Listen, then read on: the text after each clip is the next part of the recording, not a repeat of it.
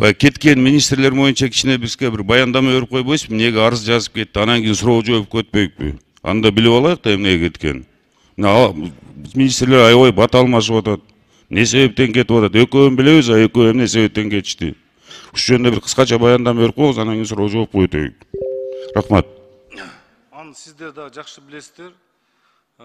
Билим берүү министри боюнча жана энергетика министри боюнча бул түздөн түз президенттин ыйгарым укугу. Ал ошол негизинде чечти. Кийинки маселе транспорт министрлиги жана маданият министри алар өз каалоосу менен арыз жазып президентке кирип сүйлөшүп, президент ошонун негизинде чечим кабыл алды.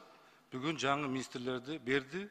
Биз бүгүн ушул министрлерди сиздер колдоп берсеңиздер дайындайбыз. Президент дайындайт.